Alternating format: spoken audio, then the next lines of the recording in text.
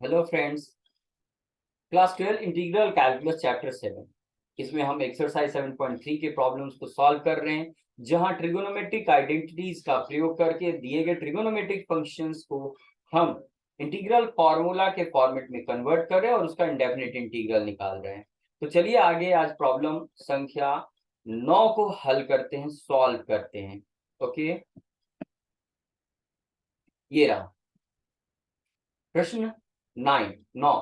Question 9। Solution: हमें दिए गए फंक्शन का इंडेफिनिट इंटीग्रल निकालना और ये फंक्शन हमारे फॉर्मूला लिस्ट में किसी भी फॉर्मूला से सीधे सीधे मैच नहीं कर रहा है। तो सीधा उपाय है कि इसमें बदलाव लाना है। बदलाव लाने के लिए आपको ट्रिगोनोमेट्रिक फंक्शंस के सिंप्लीफिकेशन को कैसे पूरा किया जाता है इसका आइडिया होना चाहिए। हमें इस फंक्शन के इंडेफिनिट इंटीग्रल को निकालना है। मान लिया आई है इसका इंडेफिनिट इंटीग्रल, और उसे एस से लिखते हैं मैथमेटिकल नोटेशन। जो पूरा ये function cos x divided by 1 plus cos x दे रखा है, इसका कोई सीधा फॉर्मूला नहीं है और एक ही उपाय है कि इसको हम चेंज करें। ठीक, चेंज करने के लिए हमें कुछ फॉर्मूलों की मदद लेनी पड़ती है, जिनमें से ध्यान से देखिए, अगर 1 cos के साथ ऐड होकर आए तो हमारे पास एक फॉर्मूला है और वो होता है 2 cos स्क्वायर थीटा बटे 2।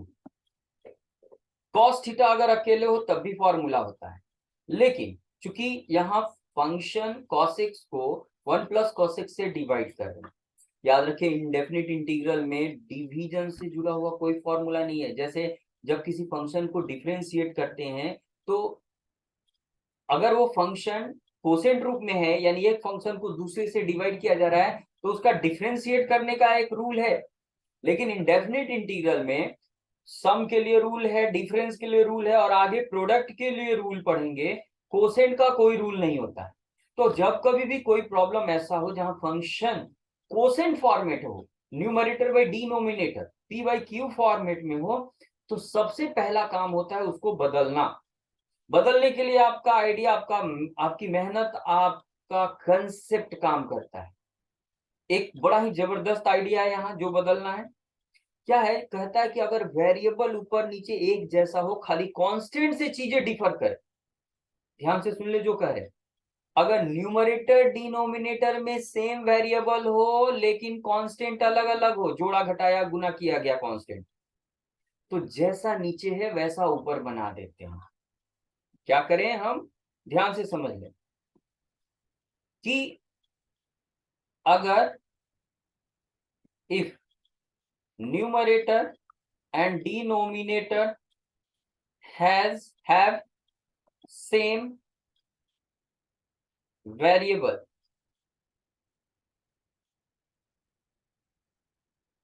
and they differ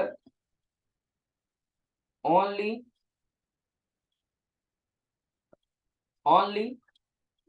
by constant,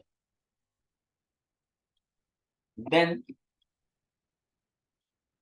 make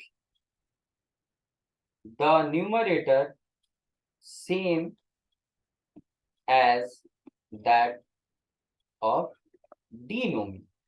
ये बड़ा ही जबरदस्त आइडिया और बहुत जगह काम करता है। जब ऊपर नीचे वेरिएबल से हो, देखो यहाँ वेरिएबल cos x है, यहाँ भी cos x है, ऊपर सिर्फ cos x है, नीचे 1 एडेड है, cos 1 में cos x एडेड है, तो यहाँ कांस्टेंट से खाली ऊपर नीचे चीजें बदल रही हैं। तो हम क्या करते हैं, जो नीचे है वही ऊपर लाते हैं। और इसके लिए क्या करना होगा, बखूबी समझ पा रहे हैं, ऊपर सिर्फ cos x है और नीचे जो है ना 1 प्लस cos x है, तो हम क्या करेंगे 1 ऐड करेंगे, और चूंकि 1 यहाँ नहीं था हमने ऐड किया है तो 1 सब्ट्रैक्ट भी करेंगे, ये बैलेंस करने के नियम से। तो इस तरह से नीचे का फॉर्मेट ऊपर आ गया। अब जो फॉर्मेट ऊपर नीचे एक जैसा है उतना एक साथ रखते हुए, यानी 1 प्लस cos x यहाँ एक साथ रख लेंगे, -1 को अलग रखेंगे और अलग अलग डिवाइड कर देंगे। यानी कैसे, 1 प्लस cos x को यहाँ अलग को 1 प्लस cos x से डिवाइड करेंगे और 1 को अलग 1 प्लस cos x से डिवाइड करेंगे। इस तरह से बदलाव करने पर हमारा काम आसान हो जाता है। यह 2 टुकड़ों में बढ़ गया, ये दोनों कट गए, न्यूमरेटर डिनोमिनेटर 1 बचा और यहाँ 1 बाई 1 प्लस cos x है और नीचे 1 प्लस cos x के लिए ये फॉर्मूला का प्रयोग कर लें जो होगा 2 cos स्क्वायर, जो भी एंगल है उसका आधा, जो x है उसका आधा हो जाएगा। तो ये काम करना पड़ेगा। ठीक, ध्यान से देखिए, ऊपर cos x by 1 plus cos x, यहाँ जो है अगर सीधा सीधा ये फॉर्मूला प्रयोग में लाते हैं, यहाँ यूज करते हैं, तो फिर हमें यहाँ बहुत दिक्कत होती, या हमें कुछ और एक्स्ट्रा तरीका लगाना पड़ता सोचने के लिए। फिलहाल में हमने ये बदलाव लाया है। चलिए आगे देखते हैं। 1 माइनस ये 1/2, और cos का उल्टा 1/cos होता है सेक स्क्वायर, एंगल वही रहेगा, स्क्वायर है तो स्क्वायर, क्योंकि ऊपर cos का स्क्वायर है, dx। अब ये दो टुकड़ों में बढ़ चुका है, दोनों टुकड़ों का इंटीग्रल अलग अलग निकालेंगे सब डिफरेंस के रूल से।